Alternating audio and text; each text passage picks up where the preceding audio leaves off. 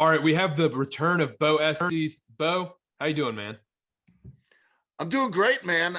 We're in the middle of basketball season, and I wish you could see the gigantic smile on my face after Carolina's win last night over Michigan. So life is good. Life is good out here in Colorado. We are, I get a day off tonight. I'm not working NBA tonight, which is a pleasant surprise. I work, 5 out of the 7 days usually. So things are good. How are you guys doing? Doing pretty well. Like you said, Carolina win last night. We looked pretty well, honestly. Beat Michigan, a pretty good team. And yeah, I Carter, how like you that doing? this is sort of a Hatfields and McCoy's podcast with one Duke and one North Carolina fan on here. It I is. We really got a enjoy little, that. little Jacqueline Hyde going on here. Okay, I wasn't able to watch the game last night. I was at BYU Utah Valley. Unfortunately, BYU sucked. Is Michigan bad or is Carolina good?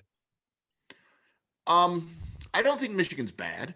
I don't. Like I talked to you guys earlier, that I think that there's a lot of learning going on at this time of the year. If you judge this game in late January, then you may have some more concerns for Michigan. I wondered, Michigan got in foul trouble early in the second half. Their big guy gets a third foul. They don't take him out. He quickly gets a fourth foul. That changes the game for me. I think that Carolina really, to me, and I don't know what you guys think, but they tightened the roster a little bit last night. This is a game they wanted to win, so they were playing really 7 key guys the whole way, and it looked better. Like I mentioned to you guys, I had some concerns after the Purdue-Tennessee weekend, less so from Purdue, who I think is just a better team than North Carolina right now, more talented and everything like that. The Tennessee game, they didn't look good. They didn't look motivated. They didn't look organized. They didn't look like they have a plan. And I remember tweeting out something to the effect of it was going to happen at one point or another, but this is Hubert Davis's first big challenge with this team. This is a challenge. To me, he's now responded to that challenge. Last night's performance was an impressive performance. They dispatched Michigan in a convincing way. Their players played very well. They've got, like I said, there's 7 key guys. I like an 8th and maybe a 9th on that roster to be involved. But the 5 starters played really well. And I think, it's a new Carolina way of playing. And if they're hitting threes, they're going to be tough to stop. And what's RJ Davis at this point? He's like 48% on the season. Caleb's at like 37%. Dawson's at 50%. Brady's in the 40s. So the team's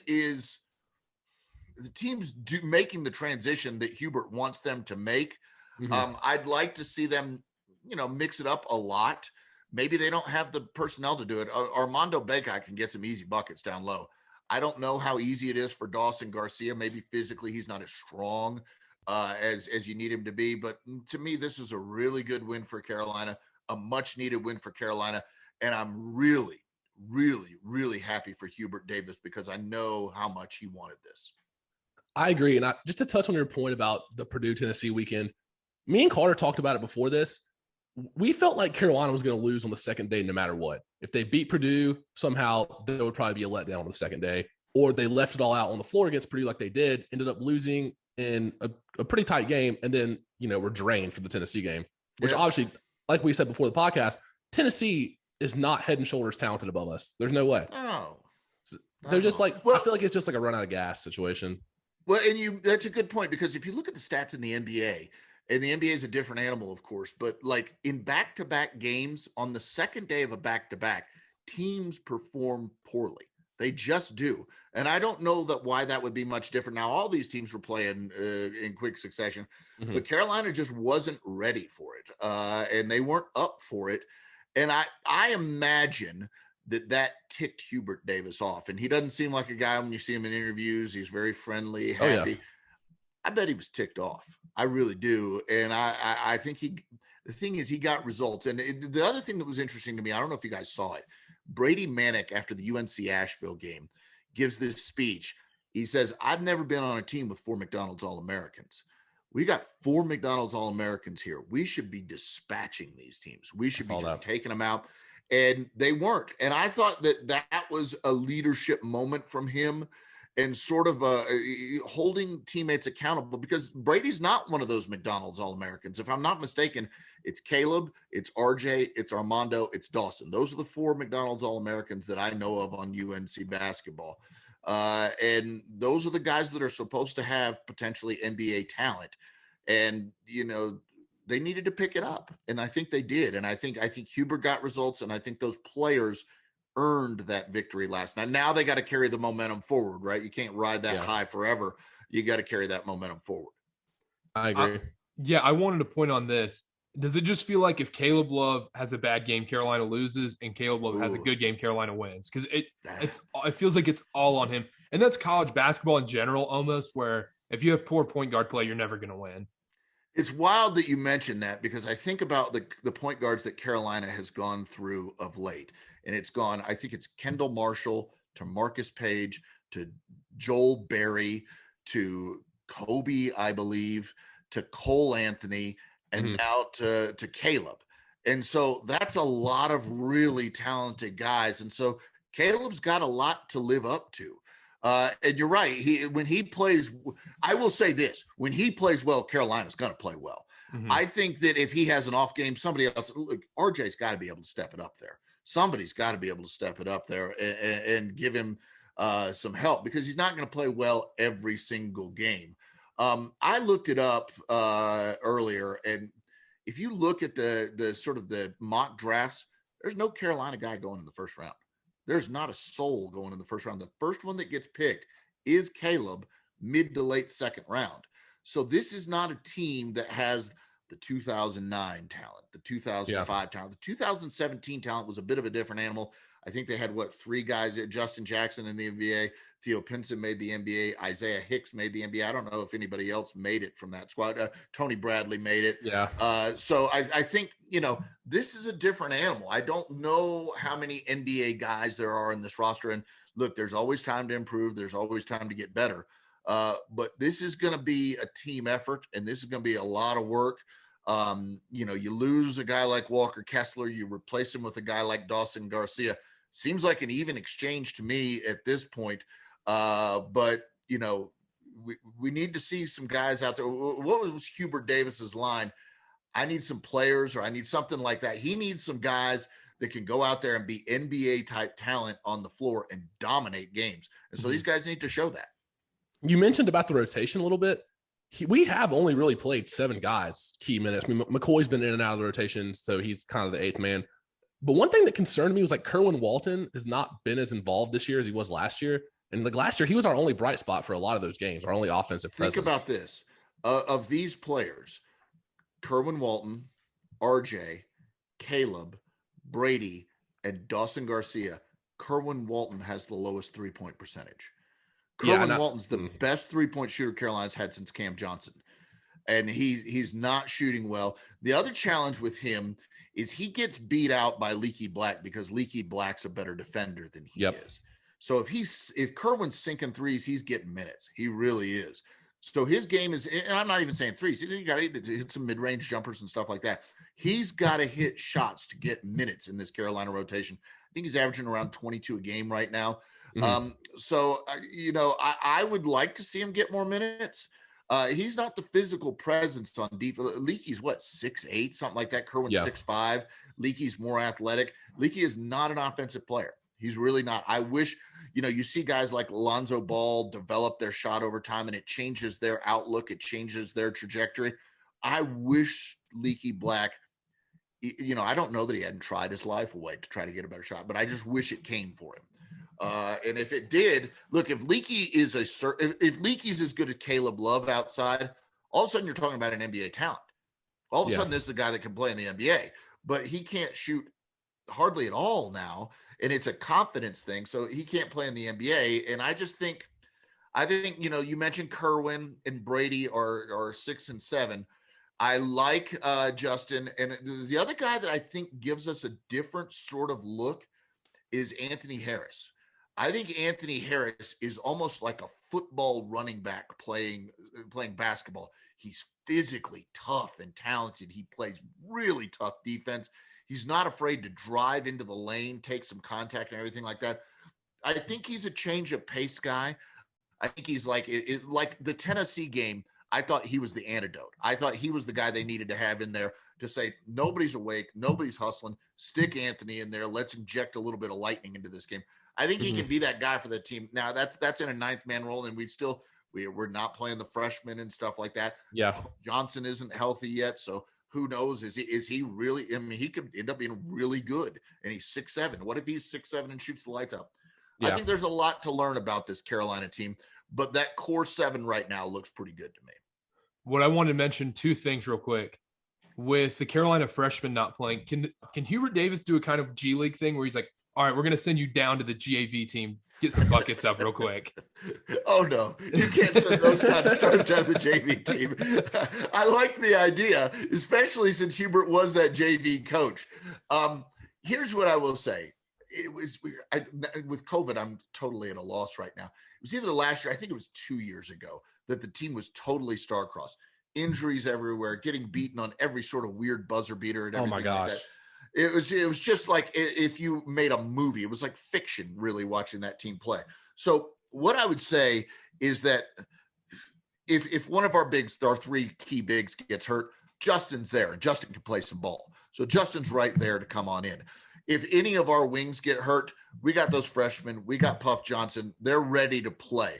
And I think those freshmen can play, but I don't think you can go. Look, Dean did it and Roy's done it. You can go 12 deep, but I don't know how that works in the heart of an ACC schedule. When you walk into Cameron and I'm playing 12 guys trying to get in a rhythm, I don't know about that, man. I want Caleb getting touches. I want him getting hot because that Duke team's got something. And so you got to be ready for that squad. And you can't have this uncertainty about minutes or, if RJ hits 2 threes in a row, well, we got to get Puff in there now. You can't have that. You just got to roll with the 7, 8, 9 you got. I wanted to mention this as a Duke fan. I hated Kenny Williams. I could not stand him. He always went off against Duke, whatever. You guys just replace him the next year with Kerwin Walton. Just a slot right in. It's funny because you say that to a Carolina fan, and a Carolina fan looks and where do these Duke players? Where do they get these role guys who show up and just do good things? And I even look at like Virginia and like, where in the world are these guys coming from? That they're not all McDonald's All-Americans, but they all of a sudden come in and they're really useful players. And why don't we have guys like that? The truth is that all the teams have guys like that, but you're looking at your team through a microscope. You really are. Kenny Williams is a guy that I loved because he was a great defender, really good shooter. If he was just a little taller, he'd probably be in the NBA. I know he's in the G League, or he was with Austin. And I know that they liked him. I talked to an executive with the Spurs, and they liked him. I don't know that he quite had the athleticism to make it, but remember what Roy did with Kenny Williams. He started Kenny Williams over Nas Little, and Nas Little was a huge recruit for North Carolina. I mean, one of Roy's biggest recruits in the last 10 years. I mean, you put him up there with Harrison's probably the biggest, and then there's Cole and Nas, and those are some huge recruits. And he brought Nas off the bench much like he did Marvin Williams. I'm thrilled to see Nas flourishing in the NBA now. It just seems like the light's going on in Portland, and they love him there now. He may be the top rebounding guard in the entire NBA for his minutes, which is incredible. But that's the way Carolina works, man. Roy had a lot of loyalty to the upperclassmen. It'd be interesting to see if Hubert continues that as well. I think as long as the production is there, he will. But I think he'll have a shorter leash than Roy Williams did. I feel like if there is a guy who's, a third-year, fourth-year player, if they stop producing, I don't think he would be hesitant to, plug in a freshman or Anthony Harris or somebody like that. Yeah, well, that's the thing. Is like you mentioned, those freshmen got to be pretty good. I agree. That's the thing. So, like, if Leaky's struggling, and then you got another guy who's 6'7" over there that can do a lot of the Leaky things but can shoot better, give it a try. Yeah, Hubert does. Yeah, we'll see what Hubert does. And, like Carolina's going through the transition this year. It's coming to Duke next year. And we'll see how it goes. I after that Gonzaga game, I was like, is Duke going to go unbeaten in Coach K's last year? I was really like sweating that. I was like, it's going to happen. They're going unbeaten in his last year. And I'm just going to go out and scream in this back 200 acres behind our house right here. That's how I felt at the time. We are the team of destiny. Okay. It's written in the stars. Oh my God. You're really feeling it. I thought you were with Zion Williamson. I thought that team couldn't be beat. This team does not have that talent. It doesn't have. They don't, but they play better defense than that other team. And I think they have more depth than the other team.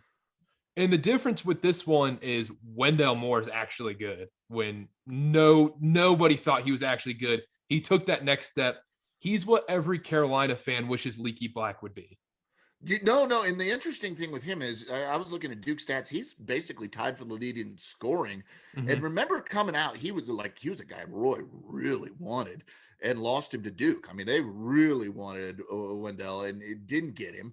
And then he doesn't perform right away. But this is an example that you make a good point, Carter, because this is an example of a guy who with a little bit of time and a little bit of development seems to be able to make himself into an NBA prospect. Now, the weird thing with the NBA is they sort of write a book on a guy right away. Mm-hmm. I mean, like literally right away. And then they start looking at other people. So Wendell's not on a lot of mock drafts right now. He's really nice. Second round, late second round. And they've got, what is it? Keels and Griffin. Are those the other guys that are first round picks?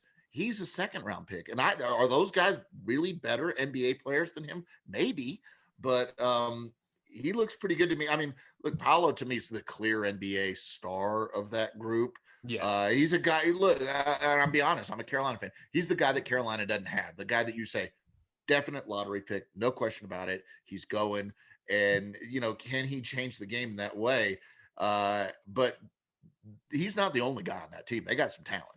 Yeah. Mm-hmm. Yeah, no, that's the other thing too. Wendell Moore, he kind of has the same rise we saw with Theo Pinson. Those first couple years, you're like, Theo has it. He's just not all the way there. And then those upper class junior, senior year, it just clicked. Well, it's interesting with Theo was the number one player in America in his sophomore year of high school and sort of declined from there, gets to Carolina, still McDonald's All-American. Isn't great right away, but he's useful. He's valuable. Mm-hmm. He's always hustling and everything like that. And Theo had carved out a decent NBA career for himself, and he's on the cusp. I would be very confident that he gets called up again. He's in Maine right now. Yeah. But he had something like a 35, 38-point game the other night, just ripping up the G League. So, I could see Boston calling him up, and I could see him getting another year into his NBA career, which, man, when Theo Pinson was coming out of college, if you told me he had 3 clear years in the NBA and maybe another one, I'd have been like, that is really more than I would have ever dreamed. No way. And he's done it. He's earned it. Another player that I feel like is on that cusp, but I just don't know how they're not on an NBA roster is Justin Jackson. He put up 11 threes in that game, the G League game like a couple weeks ago. I just don't know how he's not on a roster. I feel like he can put the ball in the basket. No, yeah. Well, the thing is, he had a really, really low shooting percentage early last year with Oklahoma City before he moved on to Milwaukee. Yeah. I mean, it was like 17% from threes. And if you're a specialist and you're shooting 17%, it's awful. Then he goes for a week where he literally carries Oklahoma City, where he's like winning games for them out of the blue. And I think what that's illustrative of is all of these guys are really so darn good. And the margins are so tight between them. I'll give you my favorite example is Tyler Hansbrough. Go look at Tyler Hansbrough's stats in Indiana. It may have been his second year in the league. He had a month before he got that mysterious illness where he was lighting the league on fire. If he doesn't get hurt or sick or whatever it was there, Tyler Hansbrough's career may be different. But that's the way it goes in the NBA. It's really tight like that. There are some people that are clear stars. Look, there's guys that just, there's not going to be any holding them back. I mean, I think, Giannis is a guy like that, although Giannis was awful in his rookie year. LeBron, clearly. More Kevin Durant than Steph. Kevin Durant was immediately good. Steph was good. He just wasn't Steph that now. But just the margins are so tight at that level. If Theo was just a little bit better of a 3-point shooter, then all of a sudden he's a regular, in a rotation. Rotational player. Yeah. Yeah. So it's just tough. It's really tough. And that brings me back to that Duke roster. I think Wendell can be a rotation player in the NBA. I think he can. But what's his real size now? Because I know is he 6'4"? Is he 6'5"? I've heard anywhere from 6'4" to 6'6". So yeah, because 6'6" is a game changer. Anthony Edwards grew in the offseason from 6'4" to 6'6". Yeah. If you're Anthony Edwards and you're 6'6", that's different. Imagine if Steph grew in the offseason from 6'3" to 6'5". Oh my God, forget it. Those 2 inches actually really matter for those guys. I just think that I think Wendell's got a chance. I do. And I cheer for him. I don't I've gotten to the age where I really want Duke to lose when they're playing Carolina. I really do.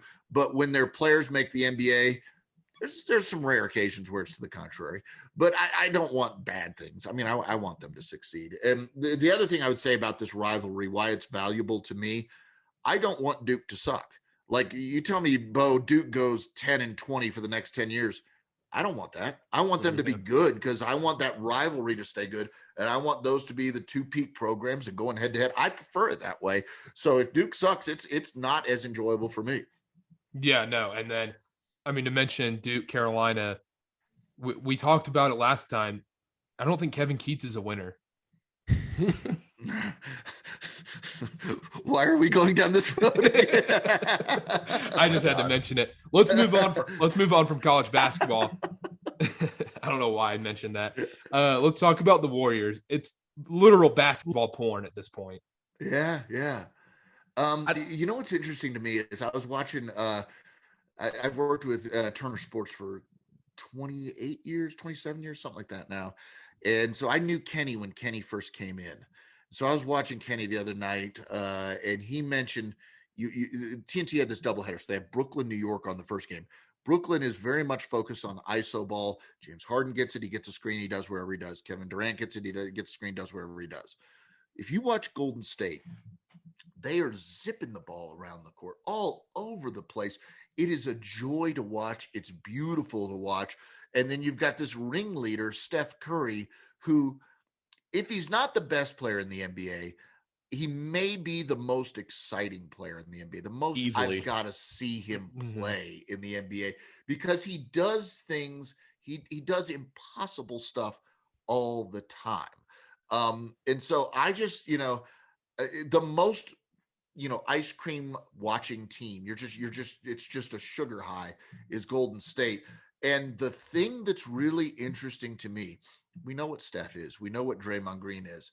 Jordan Poole seems to have just sat there and looked at Steph for the last 2 years and copied every dang thing he's done and become like, he's bigger than Steph, but he's become like a mini Steph, like another Steph out there that's willing to shoot anything, and he makes a decent amount of them, and he sort of has the hesitation on the drives. He knows how to create the space. And then, oh, by the way, Andrew Wiggins is the best possible version of Andrew Wiggins that could ever, ever, ever be in the world.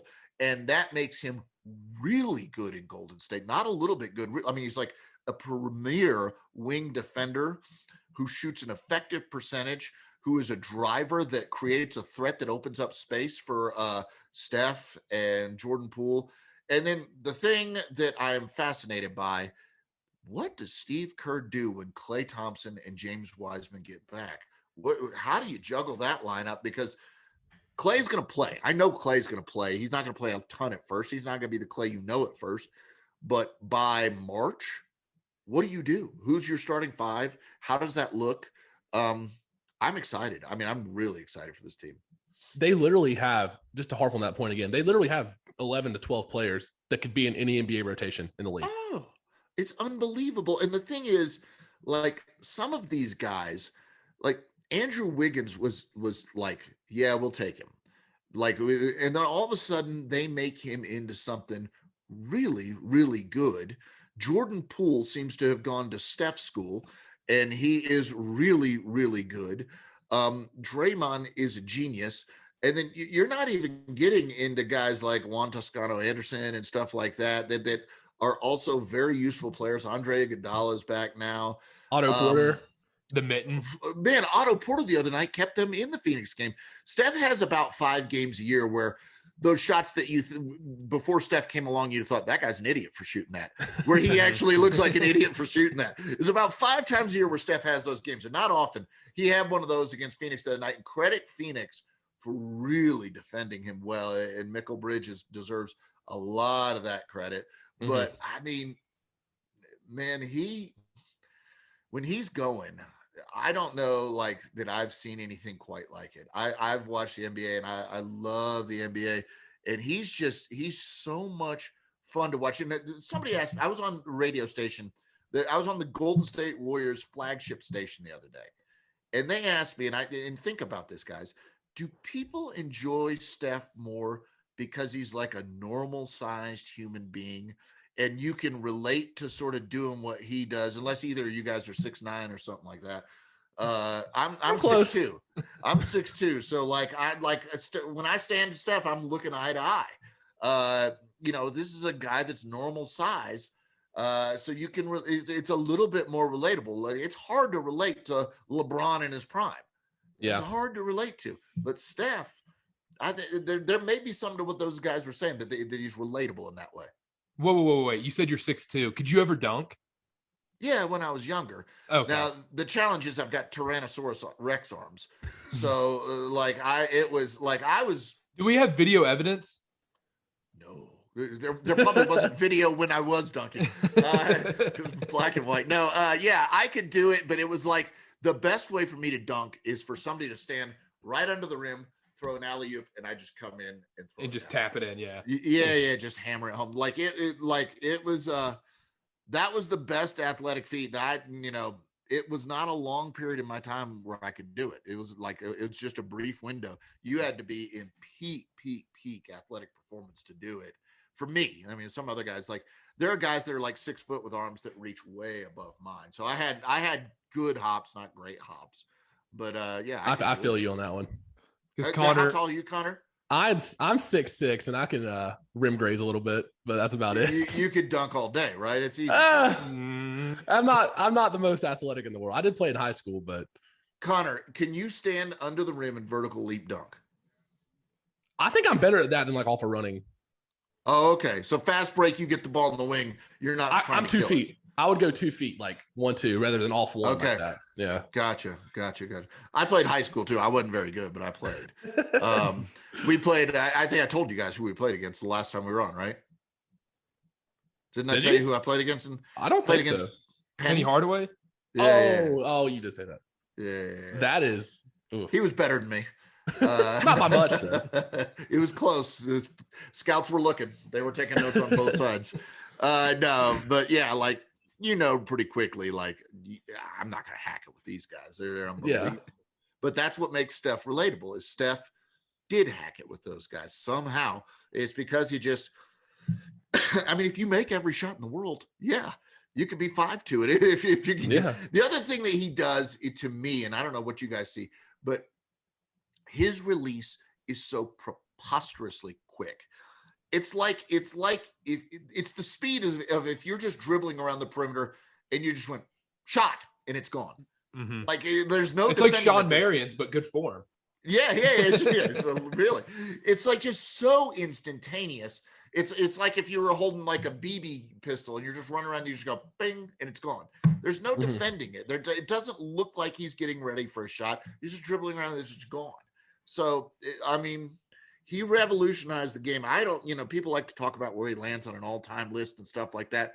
I don't know a good answer on that, but I do think he's one of the most exciting players I have ever seen in my life. And the other thing is he changed the game more than anybody I've seen this century. Yeah, well, he also ruined every pickup basketball game. Oh God. You're right. I broadcast AAU games sometimes. And it is just, you're needing new backboards in there all the time. But I will say one thing.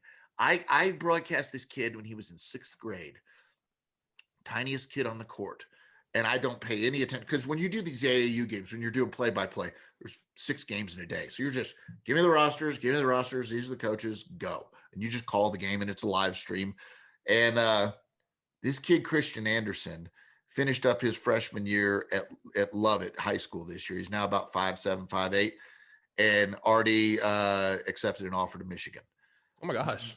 Go look up Christian Anderson on YouTube. It is it's like, well, I'll put it this way. It's like a Steph evolution.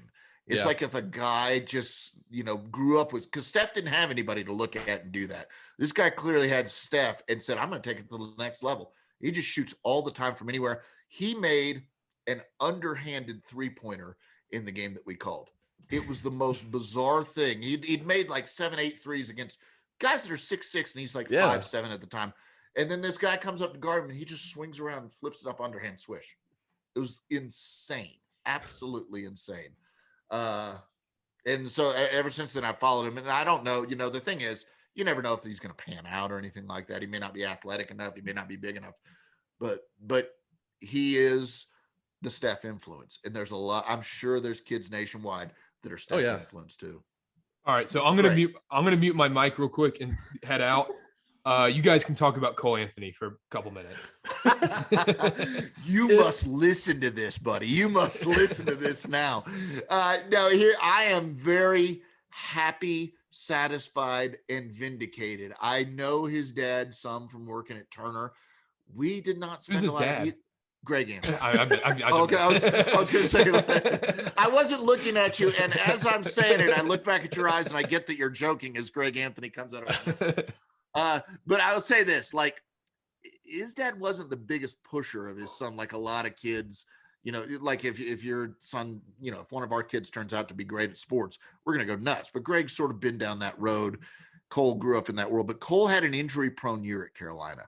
Yep. And that hurt his draft stock. But what it did, and this is what bothered me about that, is that it hurt his draft stock. Not just, they didn't say he was injured, it's tough to evaluate, blah, blah, blah. They started marking things against him, and he was injured and couldn't do the things that he normally could do. That's what bothered me. Cole could always do all of this stuff.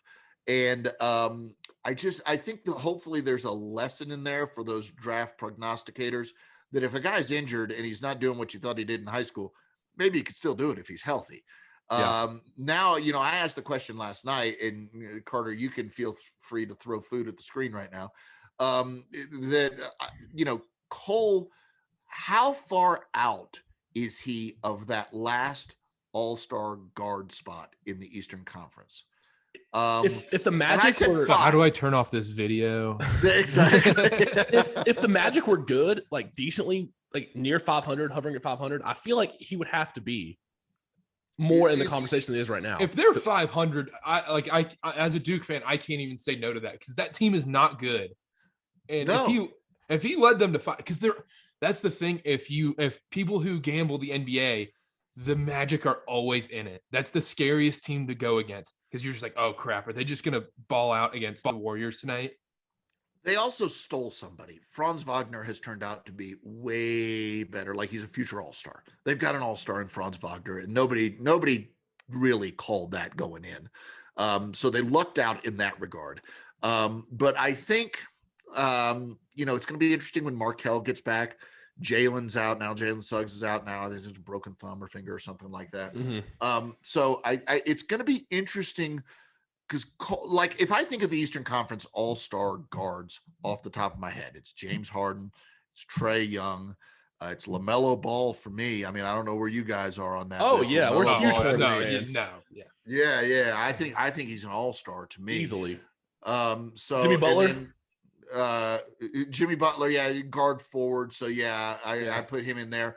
And then I don't know what Bradley Beal's numbers are. He was second leading scorer in the league last year, but he may get in there because Washington's a lot better this year. So I don't think he's going to make it this year, but I'm wondering, like, okay, so let's set aside the 4 or 5 guards that are going to make it. Then after that, who's in front of Cole is my question. How many guys are ahead of Cole from there that he's going to have to leap over to get to that next all-star spot? And I don't know, look, Kyrie's out for now, so if Kyrie was there, he would have to leap over Kyrie. Doesn't have to do that now. Maybe it's Drew Holiday out in Milwaukee or Chris Middleton. They won championships. Chris Middleton's been hurt a lot this year, but maybe he comes on and dials up his play. But I just think I think he's maybe 5 or 6 back.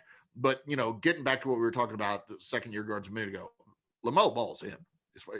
There's no way he cannot be in. And the thing is, if there's like injuries like there's been in the past, I don't think it's too far off for Cole Anthony to be an injury replacement. If he's averaging 26 and 7 or something at the All-Star break, and there's 2 guys that get injured, he's got to be in consideration for an injury replacement at least. He'll be in consideration. I don't think he gets it yet, but I think he's close. I think he's close. And maybe one more year. And then what does Orlando do? Like, how, are they going to deploy him and Jalen Suggs together? That's an awful small backcourt. What's Markelle Fultz's story? Because let me tell you right now, of the guys coming out of college between Jalen, Cole, and Markelle, just coming out of college, Markelle was the best one by leaps. Markelle was unreal. I mean, there's no question that he was the number one pick in the draft.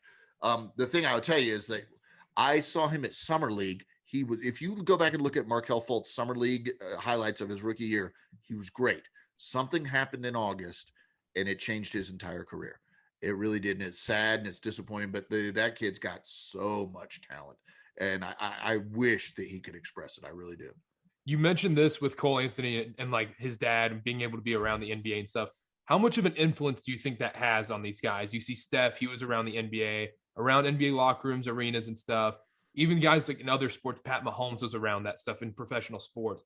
Donovan Mitchell was around professional sports. Do you think that has a much bigger advantage compared to these guys that haven't been around it? I do. I definitely do, because you're not shook by the moment and the scene and the cameras and everything like that. You've seen all that growing up with your father. I mean, look, I'll go as far. I think it's an advantage for Lamelo because his brother was an absolute superstar in high school when he's in 7th grade.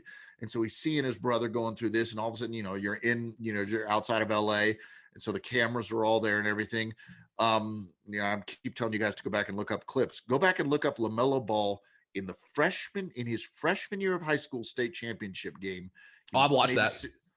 It's unbelievable because he's not scared at all. And these guys are like seniors and juniors, and they're jocks and everything. And LaMelo's still a little boy at that point. He still looks like a little boy out there, and he is the most confident, and he is effective. And I tweeted out, it's probably 5 years ago, I see some genius in this kid's game when he was really, really young.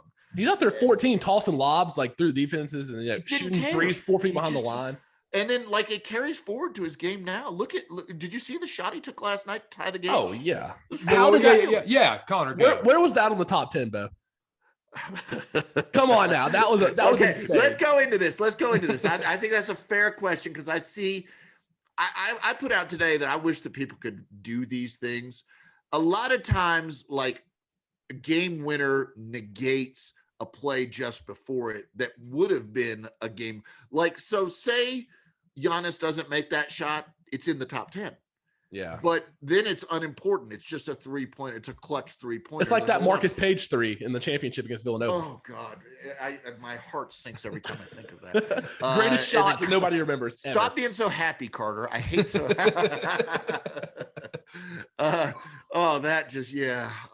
kills me. But yeah, so I think that probably would have gotten in a top 10 because it was double clutching national championship on the line. But I think it's a fair critique.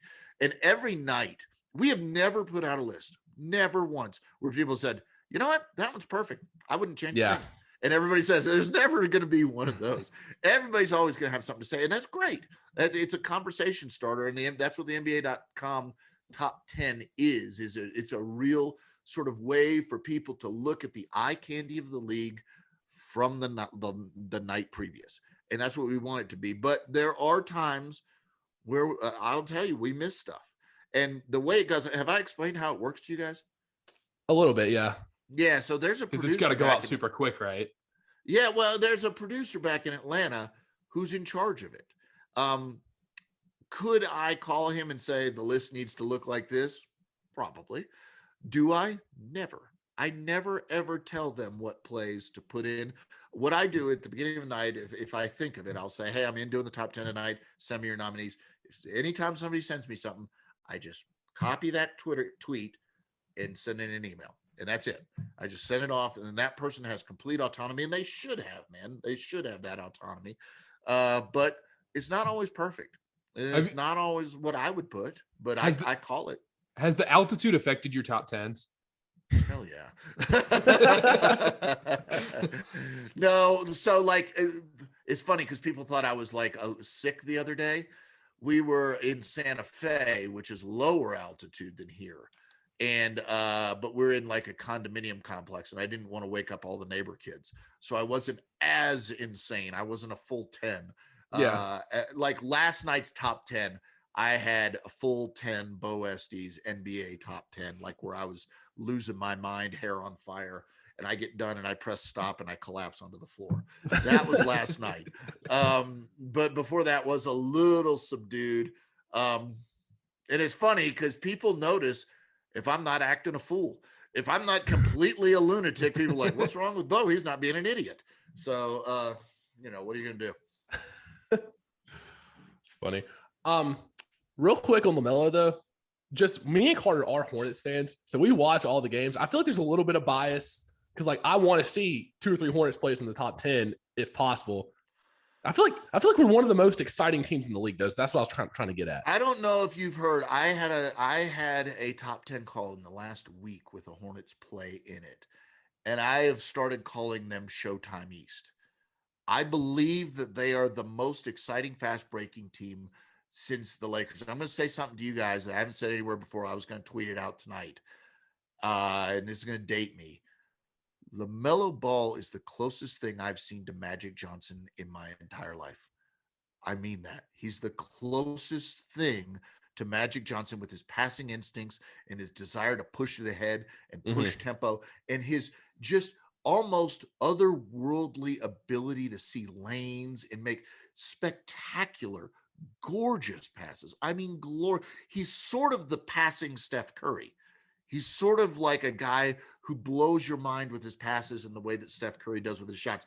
Now, he's improved his 3, so he's a good 3-point shooter now. He does everything. You guys probably are aware of this stat. I looked it up earlier. Here's what Lamelo Ball is doing right now for the Charlotte Hornets. He leads them in scoring. He leads them in steals. He leads them assists. He leads them in rebounding. Think about that. He is doing all of that in his second year on a team that's on the cusp of that play-in game. They are the highest scoring team in the league right now, points per game, I believe. I think the Hornets lead the league in 3-point percentage also. So they're lighting it up. They are just awful at defense. They are terrible at defense. That's the area for growth. And it's not Mason Plumlee's fault. Is there a Duke guy I can't blame? So like I think that's the thing is like, man, how great is it if you are a Charlotte Hornets fan that you have, save Golden State, the most exciting team to watch in the NBA, the most fun, let's say fun, most fun team to watch in the NBA right now. And a big part of that is like Miles Bridges' ability to go and bring home an alley-oop from the moon and throw it through. I mean, it's unreal the highlights that team put together. Steph got in the top 10 last night. I believe he dropped Drew Holiday and Kelly Oubre made a 3-pointer. Lamelo did get in, but it's just, I see what you're saying on the shot because the shot was unbelievable. That's the weird thing about my job too, is that I call all the highlights, right? So I see the highlights as I'm calling. I'll call like this. I'll be looking at the shot sheet, look at the play, look at the shot sheet, look at the play. But I see all the highlights. And so if something's not in the top 10, I'm like, I wonder why that was. And sometimes there's a good reason. And sometimes it's just, I disagree with the choices. But again, those choices are never, ever, ever, ever, ever mine. And, somebody may come to me one day and say, Beau, we'd like you to make those choices. I wouldn't love that. I do. It's a lot of pressure. Well, yeah, it's a lot of pressure. And it's a lot of like, I would agonize over it, I think, a lot. Yeah. Like, what makes this dunk better than that dunk? What makes this shot better than that shot? Like, Giannis got in at number 4 last night with that reverse layup shot. Yeah, the shot that beat the Hornets. It was like, what was it? Like, the play started at 5.9 seconds left. It was a game winner, but it wasn't a buzzer beater, which is two different things. It wasn't number 1, and a lot of people were complaining, why was that not number 1? Now, the other thing I will tell you, and you mentioned it, is that I promise you there is no bias because nobody cares. Mm-hmm. Like the other night, I will say this, there was like people were complaining that there was a bias against the Miami Heat. And in my mind, I didn't tweet it out, but the guy who's producing the top 10 is a huge Heat fan. And I'm like, if these people knew this, like, it's not what you think in your head. Never, ever is Adam Silver like, Beau, this is the number one play. Never, ever, ever in a million years would that happen. Nobody from the NBA is going to ever ask us to reorder it. It's never going to happen. So there is, I can't express to you enough. There is no conspiracy with this thing. It's just sometimes we make mistakes, right? Sometimes the list isn't, and it's not my list. I just call the list, but sometimes I really agree with the list. Sometimes I disagree with the list, and sometimes I'll look and like I get a sheet, and sometimes like, that was 7. I thought it'd be like 4, and so that's just the way it goes. But it's a pressure packed job. Here's what we do to amp the pressure up. I'll just tag the producer in every top 10 I tweet out. Put it on Reddit. Put it on Reddit. It's over. Yeah, you're right. The Reddit people are great. But yeah, it's tough because there's no agenda. There's nothing like that. The other thing, and I think I mentioned it to you guys last time, is there's a speed aspect to it. We got to get it done in a hurry. There's no West Coast bias. I saw that on Twitter today. I saw that. What happens is that so the 7:00 games happen, and we've already lined up the best plays of the 7:00 game. The producer already knows, okay, these are 15 plays that are worthy of consideration. So those are basically already in the tournament, and you got to knock those out. So that's a function of the time, I think. I really do. But they're like, forget Golden State. They're on at 10:30. We're just going to do this list now. It's never that. Yeah. It's just you have to, in that producer's mind, knock a play out versus setting the mark. 2 things back on the Hornets being super exciting. One, we deserve it because after the Bobcats and the Hornets for years being miserable to watch, we deserve it. And my question to bounce off that is, how much does Eric Collins have an impact on this team being exciting? I love Eric Collins. He's the best. That's what I was going to say on the top 10s. Whenever it's a Hornets play, just mute yourself. It's like number 7. Just let Eric Collins do the call. Well, I will say this is if I had Eric Collins' job, and I mean this sincerely, Eric Collins would be a subdued version of Beau Estes. Eric Collins would be Beau Estes on lithium. People would be like, I need the quiet, comforting sounds of Eric Collins back if Beau Estes is on there. I would lose my ever-loving mind. I may jump and run out on the court after I see some of the plays the Hornets do. So be glad that you've got the calm, cool presence of Eric Collins out there. But yeah, here's my thing. I respect everybody's approach to this business. There's people who love to look at it from a GM standpoint or from an analytics standpoint or, from a coaching standpoint. I love basketball eye candy. I just love the game. I want to see the game played. When I played, I tried to make crazy passes and crazy plays. And I just love that. And I love doing the highlights because it's the best of action. I love it. And so to me, right now, Eric Collins has got one of the great jobs in the world. He really does, because he's watching this brilliant young team that's going to learn how to win. They're going to learn how to win. And if you're a Charlotte Hornets fan listening, they're fun now. They're exciting now. They're going to win soon and going to win a lot. Especially if management does the right things and sort of keeps this team together and adds the right piece here and there. Look, people criticized that Gordon Hayward deal. Yeah. Gordon Hayward, when he first came in, before he got hurt that first year of that deal, he was outperforming his number. He was certainly outperforming his number. I don't know if he's doing the thing is the context of that team has changed, because Lamelo Ball, as much as we thought he'd be very good, nobody thought he's going to be this unbelievable. Did I tell you this? An NBA coach, a current NBA coach, told me that they thought Lamelo Ball is the future face of the NBA. That's the expectations of this guy right now. I feel like nobody thought it'd be this soon, though. It's only the second year. Yeah, you know what? I've told you guys this. I do the NBL broadcasts. Mm-hmm. So he used to play with the Illawarra Hawks. And I was like, man, this is different. This guy's doing some different things, and he sees the court in a unique way. And the other thing that happened down in Illawarra, and it was especially the second half of his abbreviated term down there, is his shot started falling. And I always knew if his shot falls, forget it. He's taller than his brother. So he's got that advantage that Cade Cunningham has, that Josh Giddey, also from the NBL, has. Is they're super tall guards. Luka Doncic has it.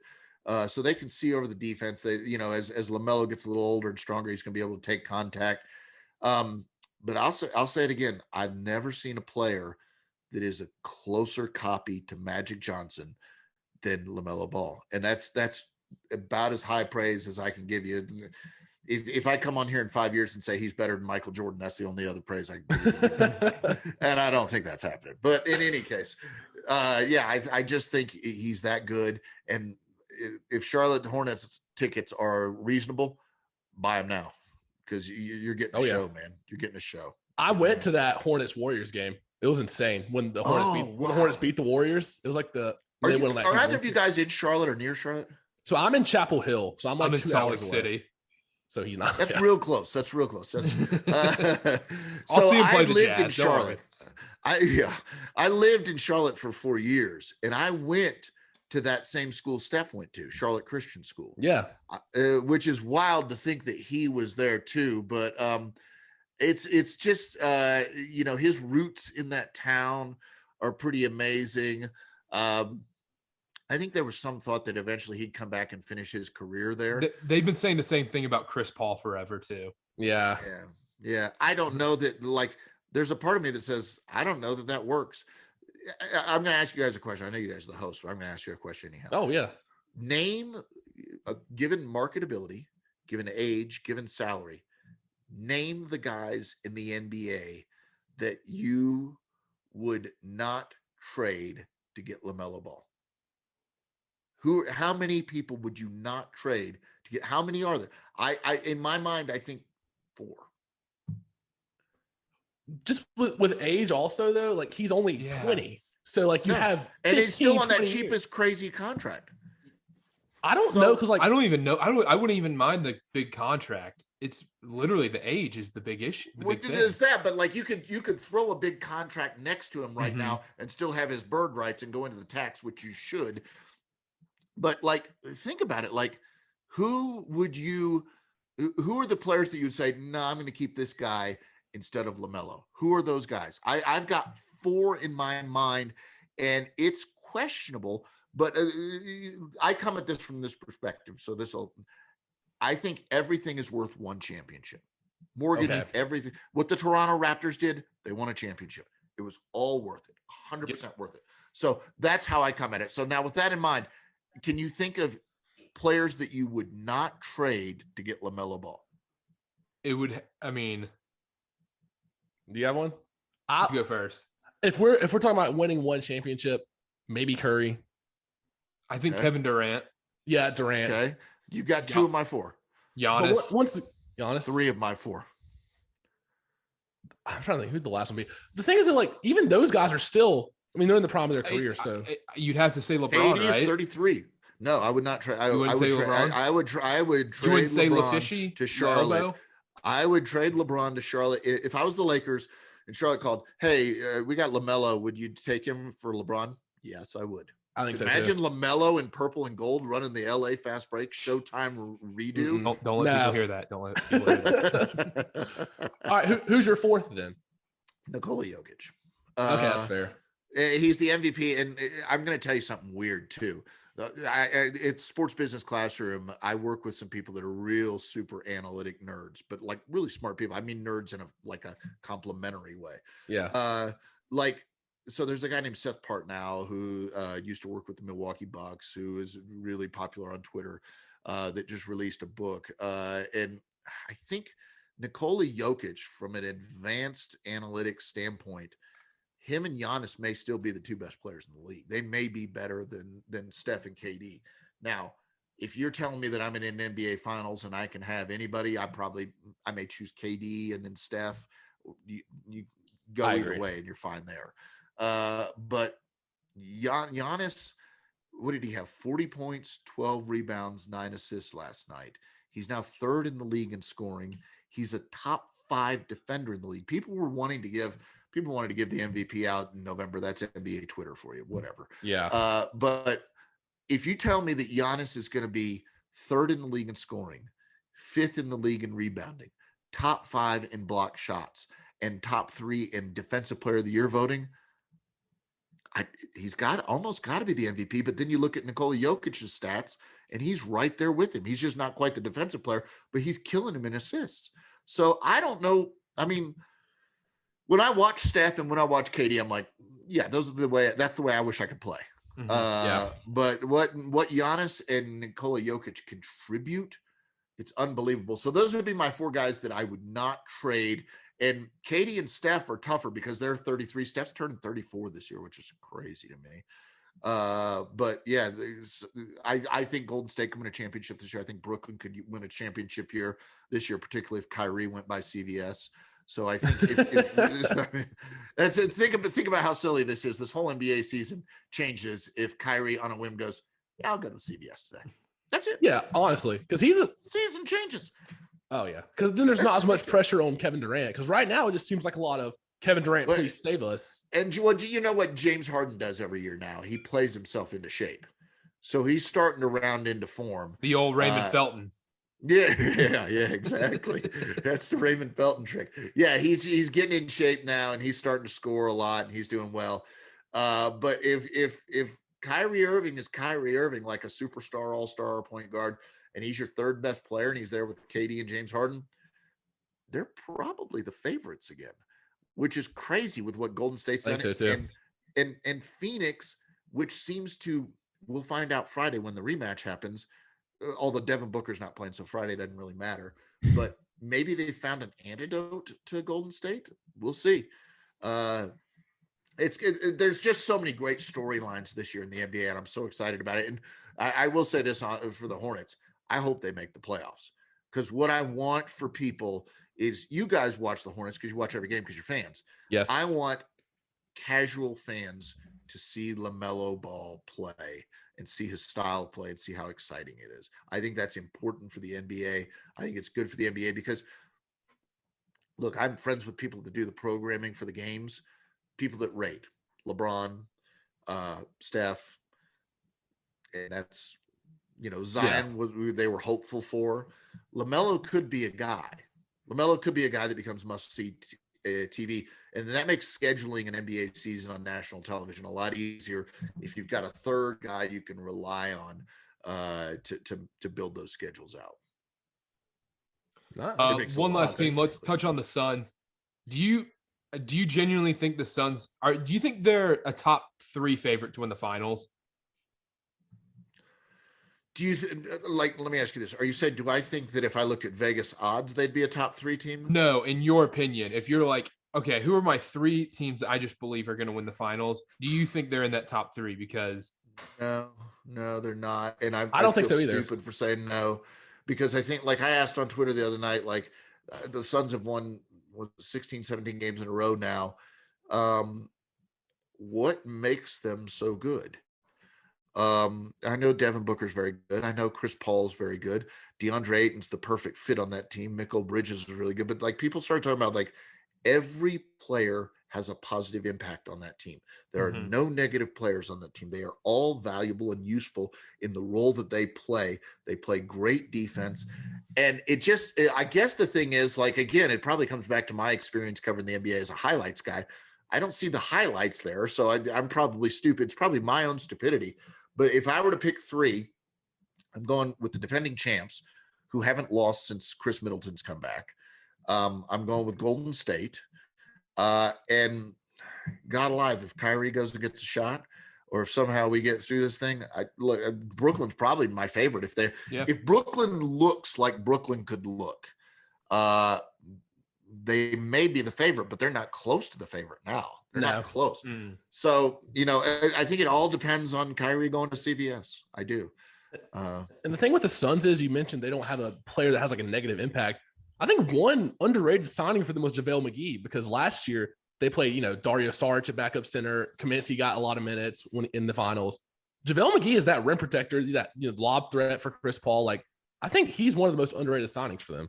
I don't know how much of that game you watched the other night, but if you watched the opening quarter, Phoenix was getting bucket after bucket at the basket with DeAndre Ayton. And then what was interesting is JaVale McGee came in and kept doing that. Yeah, getting exactly. easy buckets. And like, I know the response is that Draymond Green, even though he's 6'6", is an elite rim protector. And I get it. And I agree with it to an extent. But if I'm 7 foot, look, you're 6'6". If a 6-foot guy's guarding you in the post, you feel pretty good about things. Like, Yeah. he could be a good, he could be a good defender, but at the end of the day, you have 6-7 inches on somebody. You can just shoot over him. Like a competent center like DeAndre Ayton would have 30 on Draymond Green if he guarded him every play. Yeah. So like, I think that matters. I did look at the rebounding stats, and Golden State dominated the rebounds in that game. So I wonder about that for Phoenix going forward. And there were some things technically that Phoenix did. They fronted the post quite a bit. That Golden State's going to be able to adjust to. But we'll see. I mean, the thing about fronting the post to me is you're in a real good position to help out on the perimeter if you're that far out already. And my God, I sell out everything for helping on the perimeter against Golden State. I am diving at Steph Curry. Anything I can. And when Clay comes back, it even gets worse, because if it's Steph, Clay, Jordan Poole around the perimeter, Draymond sort of high post passing to all these guys that are cutting off that, and Andrew Wiggins diving at the rim and shooting some threes occasionally too. That's ugly. It's a hard line to guard. Yeah. It's small. It's really small. And maybe Joel Embiid has a field day against them or something like that. But if they're getting 3 and you're getting 2, it's tough, man. It's really tough. So you have to play unbelievable defense. And the thing with Golden State to me, you can never lose concentration, not for 1 second in the 24-second shot clock. And that's over and over and over again throughout the game. Because Steph Curry goes on these runs for like 3 or 4 possessions, 3, 3, 3, 3, and he's got 12 points in 2 minutes. And all of a sudden, an 8-point night, it's a 20-point night, and he looks great again. Connor, you got anything else? I think we touched on about everything I wanted to get to. Thought this was a pretty good conversation. Beau, thanks for coming on. Check out the Sports Business Classroom and go like and subscribe to all the NBA.com top 10 videos. Top 10. Thank you. I want to hear you guys say it. Can either of you do it? Yeah. Take a minute. Get yourself in the right mind. People, turn down your audio on the podcast right now. Who's going first?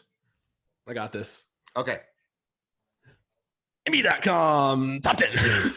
That's pretty good. You got him beat, Carter? The NBA.com. I like that a lot. I think Carter won that battle. That's impressive. I've been watching it. I've been watching it for like 10 years. So there's one that I said a few months ago that I don't even know if I said a word. I just said, "Bah!" Like it just sounded like that did. And I was like, should I redo it? Nah, that's beautiful. It's even better that way. No, you got it, Carter. Hey, appreciate it. Watch it every freaking morning before I went to school. So I apologize. All right. Hey, appreciate it. And yeah, make sure to like and subscribe to all those videos and check out the Sports Business Classroom. Thank you. Thanks, fellas.